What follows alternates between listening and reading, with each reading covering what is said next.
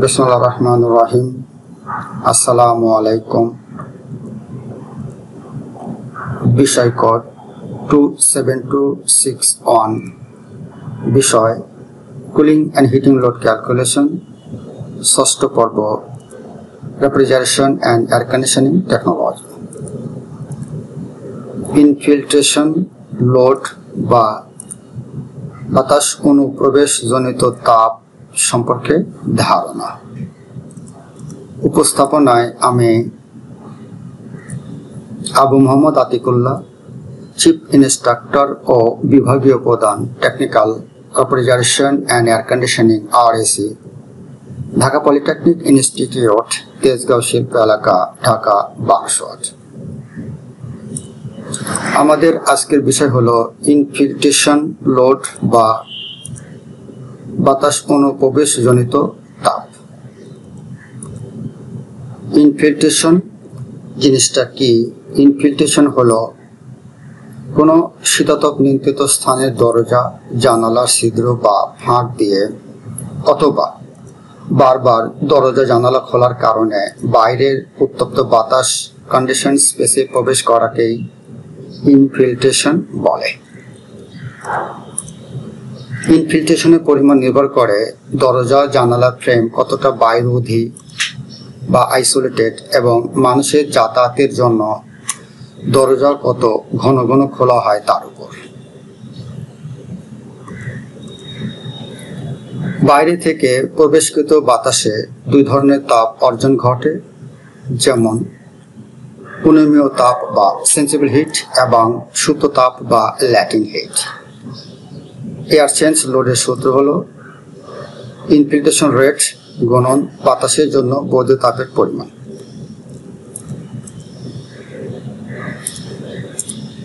Infiltration load একটা example থেকে আমরা বের করে নেই, যেমন 4 মিটার উচ্চ একতলা একটি office building 30 degree north Latitude বা উত্তর অক্ষাংশে অবস্থিত।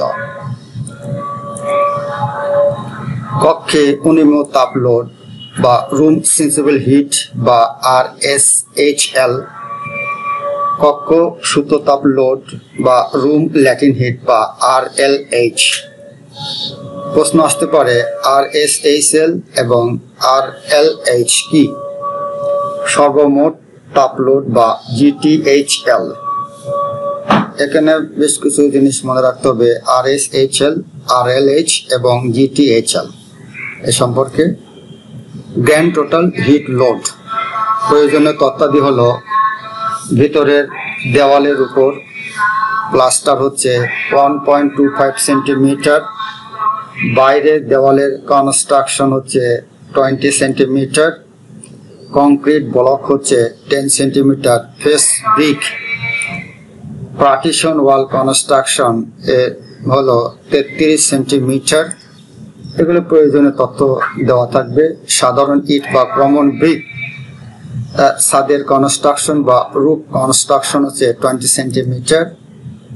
RCC স্ল্যাব হচ্ছে মেজর কনস্ট্রাকশনে 4 সেন্টিমিটার। অ্যাসবেস্টস বোর্ড সহ ইনক্লুডিং অ্যাসবেস্টস বোর্ড হচ্ছে 20 সেন্টিমিটার। কংক্রিট এখান থেকে বের করে নিতে হবে 1.2 সেন্টিমিটার সিমেন্ট প্লাস্টার। আর ব্রিকের ডেন্সিটি বা ঘনত্ব হলো 2000 কেজি পার মিটার কিউব বা ঘন মিটার। কংক্রিট হচ্ছে 1900 কেজি পার ঘন মিটার। অ্যাসবেস্টস বোর্ড হচ্ছে 520 কেজি পার ঘন মিটার। ফেনস্টেশন বা জানালার ব্যবস্থা হচ্ছে 2 মিটার গুণন 1.5 মিটার। এগুলো হচ্ছে প্রয়োজনীয় তথ্য। এর গ্লাস বা কাচের ইউ ফ্যাক্টরের মান হলো 5.9 ওয়াট পার বর্গমিটার। দরজার ক্ষেত্রে 1.25 গুণন 2 মিটার, 1.5 গুণন 2 মিটার। কাঠের প্যানেল বা উড প্যানেল এর ইউ ফ্যাক্টর হলো 0.63 ওয়াট পার বর্গ মিটার। বাইরের ডিজাইন কন্ডিশন হচ্ছে 43 degree centigrade die bulb temperature এবং ওয়েট বাল্ব টেম্পারেচার হলো 27 ডিগ্রি সেন্টিগ্রেড। ভিতরে ডিজাইন কন্ডিশন হলো 25 degree centigrade die bulb temperature এবং রিলেটিভ হিউমিডিটি বা RH হলো 50%। তাপমাত্রার দৈনিক বিস্তৃতি হলো 31 ডিগ্রি সেন্টিগ্রেড থেকে 43 ডিগ্রি সেন্টিগ্রেড। এখান থেকে ডিফারেন্স হচ্ছে 12 বা 12 ডিগ্রি সেন্টিগ্রেড। এগুলো হলো প্রয়োজনীয় তথ্যাদি। কংক্রিটের তাপ পরিবহন গুণাঙ্ক বা কে ফ্যাক্টরের মান হলো 9.0 ওয়াট পার বর্গ মিটার। অবস্থানকারী মানুষের সংখ্যা হচ্ছে 100 জন। এক্ষেত্রে পরিবর্তন হবে, কোনো ক্ষেত্রে 10 জন, কোনো ক্ষেত্রে 20 জন, কোনো ক্ষেত্রে 1000 জন হবে। এটা বসায় নিয়ে করতে হবে। আর বৈদ্যুতিক বাতির ক্ষেত্রে 15,000 ওয়াট ফ্লোরোসেন্ট, 4000 ওয়াট টাংস্টেন। ভেতরে তলের ফিল্ম কোএফিসিয়েন্ট বা FI এর মান হলো 7 ওয়াট পার বর্গ মিটার ডিগ্রি কেলভিন।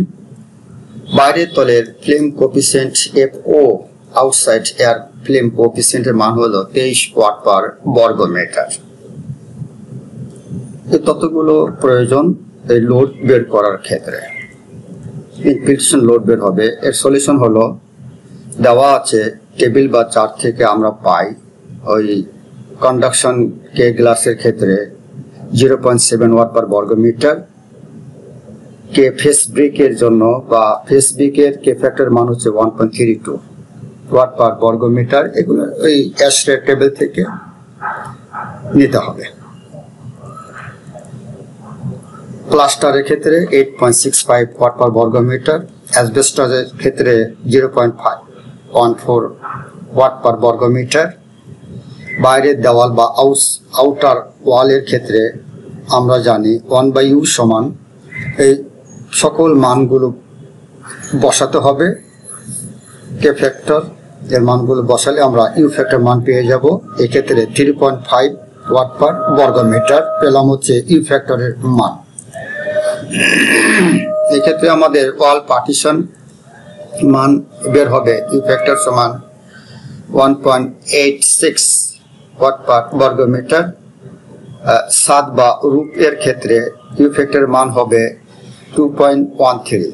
সকল মানগুলো আমরা পুরো বের করে নিয়েছি। মানগুলো বসে ক্যালকুলেশন করে এগুলো বের হচ্ছে। ছাদের জন্য, পার্টিশনের জন্য, দেওয়ালের জন্য। এবার মেঝে বা ফ্লোরের জন্য ইউ ফ্যাক্টর মান হলো 6.05 ওয়াট পার বর্গ মিটার।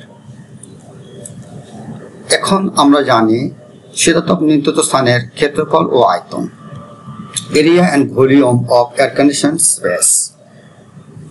ক্ষেত্রফলের সূত্র আমরা জানি দৈর্ঘ্য গুণন প্রস্থ। আমরা যে তথ্যগুলো দেওয়া আছে সেখান থেকে 27 মিটার গুণন 17 মিটার। এখান থেকে এরিয়া হবে 459 বর্গ মিটার, 459 বর্গ মিটার। এবং এক্ষেত্রে ভলিউম বা আয়তন হবে 27 মিটার গুণন 17 মিটার গুণন 4 মিটার। এর ক্ষেত্রে 1836 মিটার কিউব। এরিয়ার ক্ষেত্রে বর্গ মিটার হবে আর আয়তনের ক্ষেত্রে ঘন মিটার হবে। একটু মনে রাখতে হবে এটা। এখন টেবিল থেকে ভেন্টিলেশন রেটের মান আমরা পাই। টেবিলে যেতে হবে, এখানে কিউ বাই পার পার্সন থেকে আমরা বের করে নেব 0.28 সেন্টিমিটার এবং এর সঙ্গে 100 জন পার্সন গুণ করলে পাবো 28 মিলিমিটার বা 28 মিটার কিউব বার মিলিমিটার। ভেন্টিলেশন এয়ার চেঞ্জ সংখ্যা হবে number of air change of ভেন্টিলেশনের ক্ষেত্রে। এই ক্ষেত্রে আমরা পাই 0.9। মানে ইকুয়েশন হচ্ছে ভিও ডিভাইডেড ভি।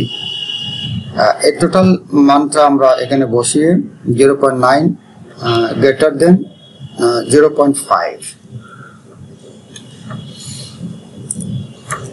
সুতরাং এক্ষেত্রে দেখা যায় যে ইনফিল্ট্রেশন বিবেচনা করেও ভেন্টিলেশনের মান সন্তোষজনক। দেওয়ালের ভর টেবিল থেকে ঘনত্ব নিয়ে বাইরের দেওয়ালের ভর বা মাছ প্রতি মিটারের ক্ষেত্রে। এখানে আমরা প্রয়োজনীয় তথ্যগুলো বসিয়ে আমরা পেলাম 820 কেজি পার বর্গ মিটার। পার্টিশন দেওয়ালে ভর প্রতি মিটারের ক্ষেত্রে সকল মানগুলো পর্যায়ক্রমে বসিয়ে আমরা পেলাম 2545 কেজি পার বর্গ মিটারে।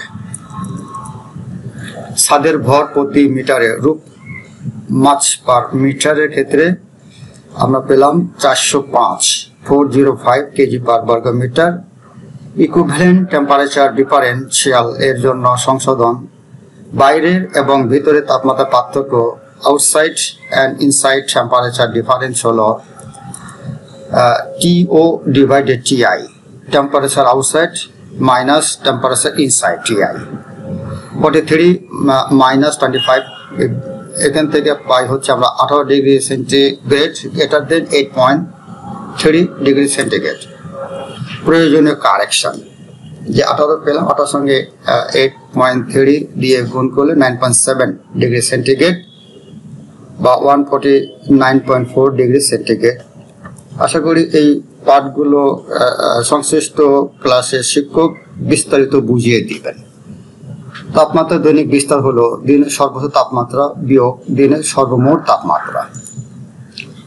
এক্ষেত্রে আমরা পেলাম 12 degree centigrade greater than 11.1 degree centigrade. প্রয়োজনীয় সংশোধন 12 ডিগ্রি সেন্টিগ্রেড থেকে 11.1 ডিগ্রি সেন্টিগ্রেড গুণন 0.5, এক্ষেত্রে আমরা পাই 0.45 ডিগ্রি সেন্টিগ্রেড। মোট সংশোধন হলো 9.7 ডিগ্রি সেন্টিগ্রেড বিয়োগ 0.45 ডিগ্রি সেন্টিগ্রেড, এখান থেকে 9.25 সেন্টিগ্রেড। আমরা জানি ডেল্টা টি মোট টেম্পারেচার ডিফারেন্স সংশোধন হলো 9.25। এটা অনেক কিছু আরো বাকি ছিল, এগুলো তোমরা নিজে নিজে করে নিবে শিক্ষকের সহায়তা নিয়ে। থ্যাঙ্কস। এনি কোশ্চেন, এই পাঠ সম্পর্কিত যদি কোনো প্রশ্ন থাকে ইমেল করো এই ইমেল অ্যাড্রেসে। পরিশেষে ধন্যবাদ সকলকে। Thank you for all. ধন্যবাদ।